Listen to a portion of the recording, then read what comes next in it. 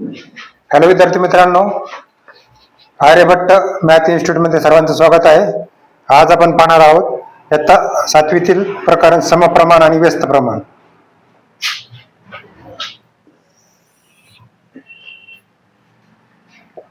सुरुवातीला आपण पाहूया समप्रमाण.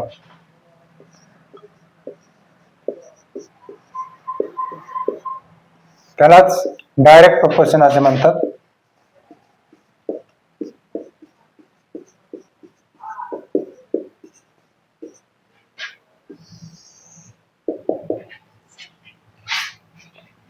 सुरुवातीला आपण पाहूया समप्रमाण म्हणजे काय. उदाहरणार्थ, समजा हे एक वर्तुळ आहे, हे दुसरं वर्तुळ आहे आणि हे तिसरं वर्तुळ आहे.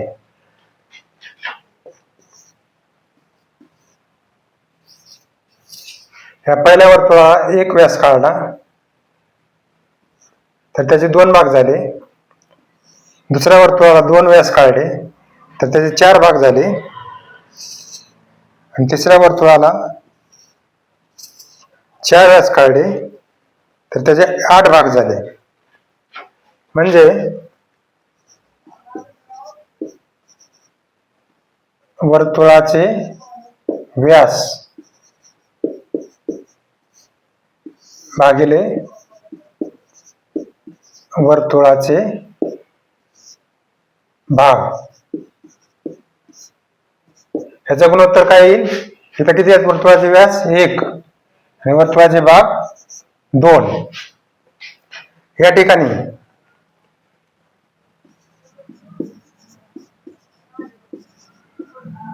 वर्तुळाचे व्यास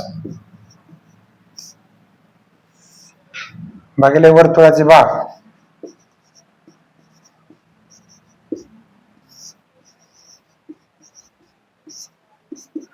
या ठिकाणी दुसऱ्या वर्तुळामध्ये वर्तुळाचे व्यास 2 आहेत आणि वर्तुळाचे भाग 4 आहेत. तिसऱ्या वर्तुळामध्ये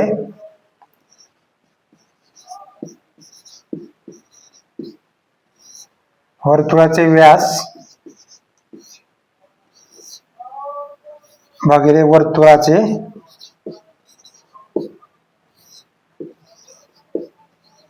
भाग, या ठिकाणी 4 व्यास आहेत आणि 8 भाग आहेत. आता याला आपण संक्षिप्त रूप देऊ. इथे 2 ने भागल्यानंतर 2 1 2 आणि 2 2 4, म्हणजे याचाही गुणोत्तर किती आलं 1/2.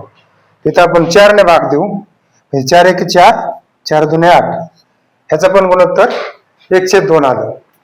म्हणजे या ठिकाणी पहा, जसे वर्तुळाचे व्यास वाढतायत त्याच प्रमाणात वर्तुळाचे भाग पण वाढतायत.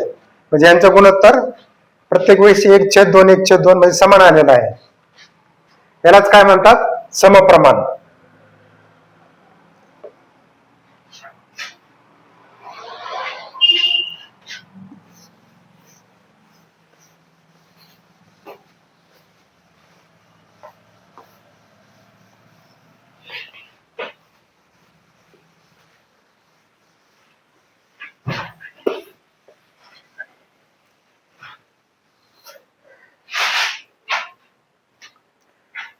आता आपण याच्यावरून काही उदाहरणं पाहू. समप्रमाणावर अवलंबून असणारे सराव संच 37 मधील काही उदाहरणं आपण या ठिकाणी पाहू. पहिलं उदाहरण आहे 7 किलोग्रॅम कांदे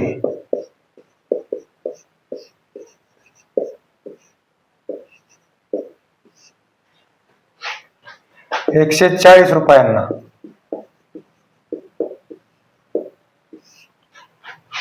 तर 12 किलोग्राम कांदे किती रुपयांना मिळतील.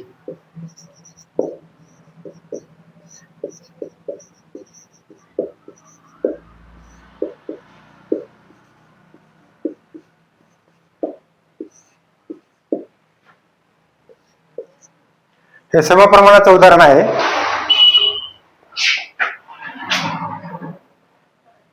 7 किलोग्रॅम कांद्यांना 7 किलोग्रॅम कांद्यांना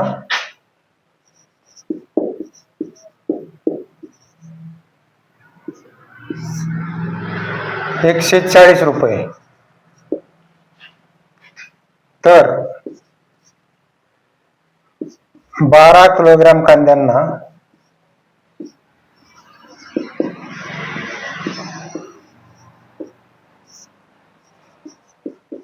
आपण 1 रुपये लागतील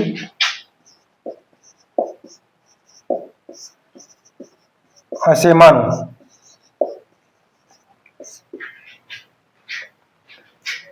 म्हणजे 7 किलोग्रॅम कांद्यांना 140, तर 12 किलोग्रॅम कांद्यांना x. या ठिकाणी मित्रांनो असं करायचंय, याचा तिरकस गुणाकार करायचा आहे. 7 गुणिले x आणि 12 गुणिले 140, म्हणजे 7 गुणिले x बरोबर 12 गुणिले 140. x बरोबर 7x बरोबर 12चा आणि 140चा गुणाकार करायचा आहे. 12 शून्य शून्य, 12 चौक 48, 4, 12 1 12 4 16, म्हणजे 7x बरोबर 1680. म्हणून x बरोबर 1680 भागिले 7. आता 7 ने आपण 1680 ला या ठिकाणी भागायचं आहे.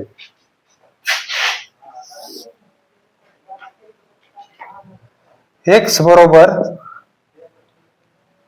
7 दुने 14, खाली आले 2, 7 चौक 28 आणि शून्याचे शून्य, म्हणजे x बरोबर 240.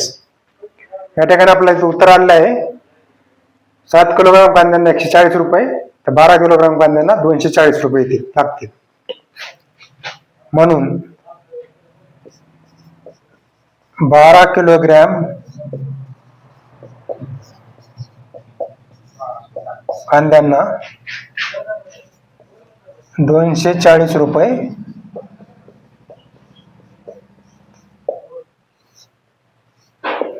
लागतील. आता आपण दुसरं उदाहरण पाहू.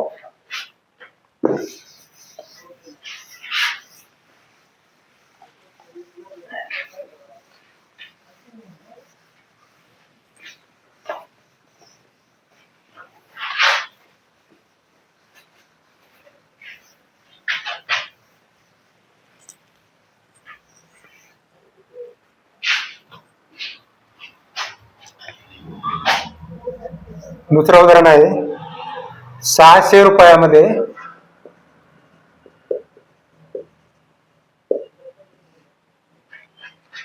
15 पेंड्या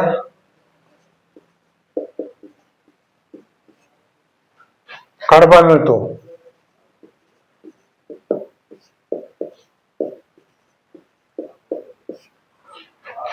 तर 1280 रुपयामध्ये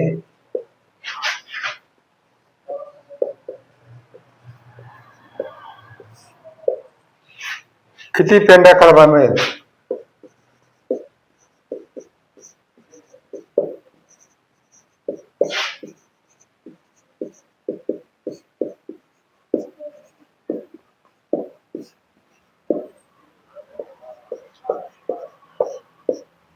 या प्रश्नाचं आपण उत्तर काढूया. 600 रुपयामध्ये 15 पेंडा कडबा, तर 1240 रुपयामध्ये किती पेंडा कडबा मिळेल? म्हणजे 15 पेंड्यांना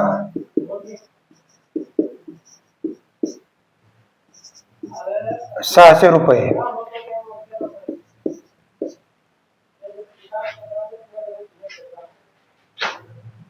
तर आपण x पेंड्यांना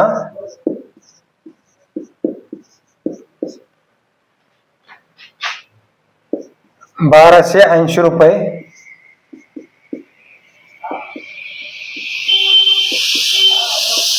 लागतील असे मानू.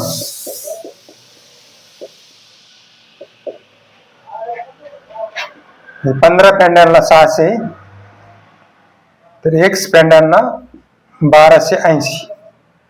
या ठिकाणी आता तिरकस गुणाकार करायचा आहे. एक्स गुणिले 600 बरोबर 15 गुणिले 1280. म्हणून 600 गुणिले एक्स बरोबर 15 गुणिले 1280. 600 एक्स बरोबर यांचा गुणाकार करायचा आहे. 15 शून्य शून्य, 15 8 120, इथं आले 12,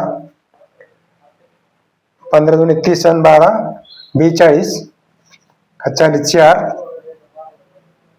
15 1 15 आणि 4 19. 600 सॉरी म्हणून एक्स बरोबर इकडे 600 गुणिले आहेत, मग तिकडे गेलं तर भागिले होतील.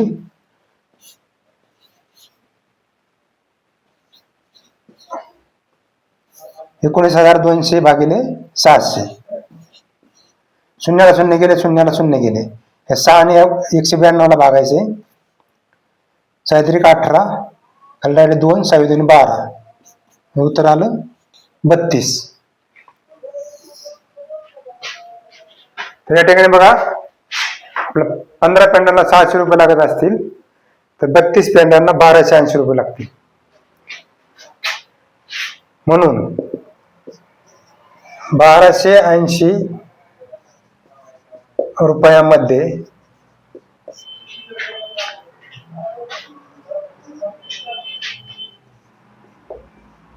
32 पेंड्या मिळतील.